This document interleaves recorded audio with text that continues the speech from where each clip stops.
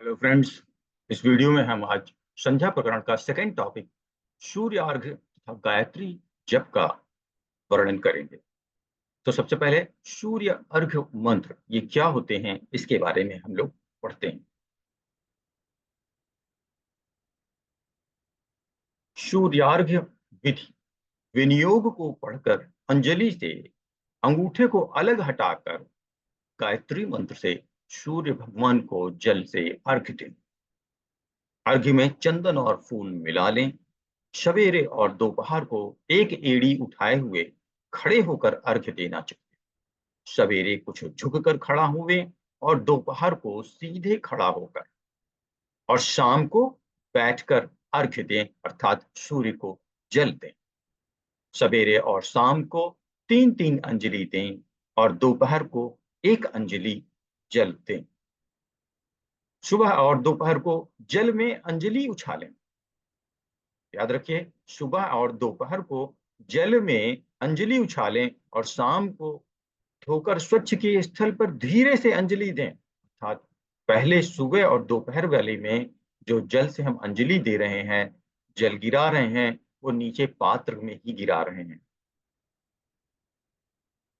और शाम को स्वच्छ स्थल में अंजलि दे रहे हैं, जल अर्पित कर रहे हैं सूर्य को। ऐसा नदी तट पर करें और अगर ऐसा नदी तट पर करें तो बहुत ही अच्छा है। अन्य जगहों में पवित्र स्थल पर अर्घ्य दें जहां पैर ना लगे। याद रखें, पवित्र स्थल होना चाहिए, पैर नहीं लगना चाहिए। अच्छा है कि बर्तन में अर्घ्य देकर उसे वृक्ष के मूल में डाल दिया जाए। सबसे अच्छा तरीका, आप किसी बर्तन में पात्र में जल ले लीजिए और उसी में अर्घ्य दीजिए और उस पानी को जो है किसी जल पेड़ में डाल दीजिए। अब सूर्यार्घ का विनियोग, पहले हम पूजा से पहले विनियोग करते हैं। तो सूर्य को अर्घ्य देने के पूर्व निम्नलिखित विनियोग पढ़ा जाता है। ओमकार कारश्य ब्रह्मा ऋषि गायत्री छंदा परमात्मा देवता अर्घ्यादानी विनियोगा। इस प्रकार विनियोग कर नीचे लिखा मंत्र पढ़कर अर्घ्य दें। ओम भूर्भुवः स्वः तत्सवितुर्वरेण्यं भर्गो देवस्य धीमहि धियो यो नः प्रचोदयात्। इस मंत्र को पढ़कर ब्रह्मा स्वरूपिणे सूर्य नारायणाय नमः कहकर अर्घ्य दें। ये भी इस मंत्र को पढ़ने के बाद ये जरूर बोलें कि ब्रह्म स्वरूपिणे ईश्वर सूर्य नारायणाय नमः, तब अर्घ्य दें।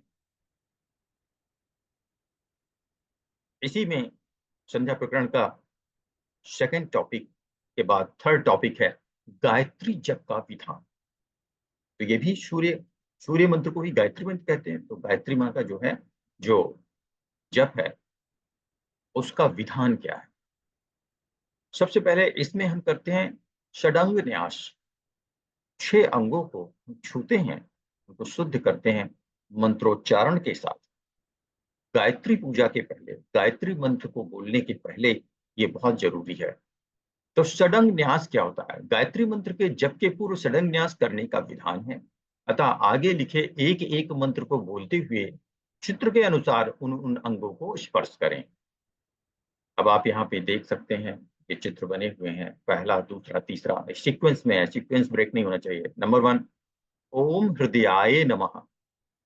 तो आप दाहिने हाथ की 5 उंगलियों से हृदय का स्पर्श करें। दूसरे चित्र में है ओम भू शिरसे स्वाहा।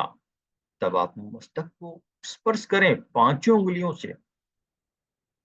ओम भुवः शिखाए वशिष्ठ, अर्थात शिखा का अंगूठे से स्पर्श करें। अब यहाँ पे 5 उंगलियां नहीं, मुट्ठी बांध लें, अंगूठा अलग कर लें और अंगूठे से शिखा को स्पर्श करें।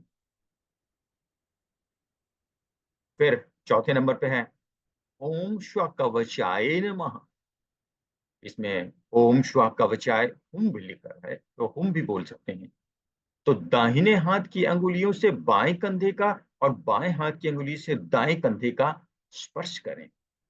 ये कवच है हमारा। आप कवच की रक्षा या कवच को शुद्ध कर रहे हैं।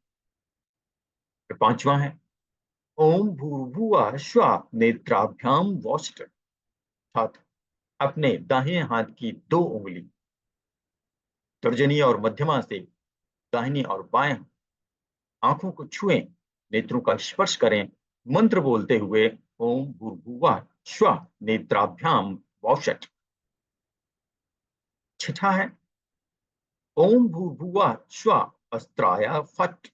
बाएं हाथ की हथेली पर दाएं हाथ को सिर से घुमाकर मध्यमा और तर्जनी से ताली बजाएं। ध्यान रखें, पहले सिर के ऊपर से हाथ को घुमाएं, दाहिने हाथ को। दाएं हाथ को सिर से घुमाने के बाद दाहिने हाथ की मध्यमा और तर्जना उंगली से बाएं हाथ की हथेली पे ताली बजाना है। छोटी सी आवाज आएगी, हल्की आवाज आएगी, फट। तो ओम भूर्भुवः स्वः अस्त्राय फट, ये बोलना। इस तरह से षड अंग शुद्ध हो गए। इसे हम बोलते हैं षडंग न्यास। अब गायत्री मंत्र हम पढ़ सकते हैं, बोल सकते हैं। तो ओम भूर्भुवः स्वः तत्सवितुर्वरेण्यं भर्गो देवस्य धीमहि धियो यो न प्रचोदयात्। केवल जप काल में वरेडियम के स्थान पर वरेडियम बोलना चाहिए। जब आप जप कर रहे हो तो वरेडियम, ये यहाँ पे दिया तत्सवितुर्वरेण्यम के स्थान पर वरेडियम बोलें। ठीक है, जब आप जप कर रहे हो। और जब एक बार बोल रहे हो, जप नहीं कर रहे हैं, आप माला नहीं फेर रहे हैं, संध्या उपासना कर रहे हैं, गायत्री मंत्र बोल रहे हैं, एक ही बार बोलना है, तो तत्सवितुर वरेण्यम चलेगा। पर जब जप करेंगे तब वरेण्यम। गायत्री मंत्र में जो शब्द यूज हुए हैं उनका यहाँ पे मतलब दिया गया है। भू मतलब शत, भुआ चित्त, श्व आनंद स्वरूप। जैसे भुआ होता है, भुआ मतलब भुवन कोश जैसा, तो हमारा चित्त कोश है, ऐसा माना गया है। क्योंकि हम, हमारा दिमाग खुद एक ब्रह्मांड के जैसा है, एक ही मिनट में पूरे ब्रह्मांड के बारे में सोच सकते।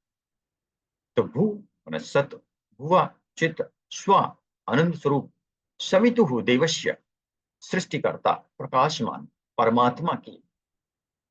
तो देवस्य मतलब सभी, जो जिन्होंने सृष्टि बनाई है उन देवता के लिए।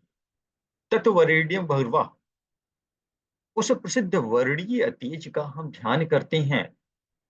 उस प्रसिद्ध वर्णीय, जिनका वर्ण किया जाए, उस तेज का, उस शक्ति का हम ध्यान करते हैं। यह मतलब जो परमात्मा न हमारी धिया बुद्धि को, धिया मतलब बुद्धि को, जिसे हम सल की भी कहते हैं, प्रचोदयात प्रेरित करें, प्रज्वलित करें, दैदीप्यमान करें। तो ये गायत्री मंत्र का। अब संध्योपासन कर्म का समर्पण। आपने संध्योपासना कर ली है तो इसका समर्पण भी करें ईश्वर को, तभी वो पूर्ण मानी जाएगी। तो इसके बाद नीचे लिखा वाक्य पढ़कर इस संध्योपासन कर्म को भगवान को समर्पित कर दें। कैसे?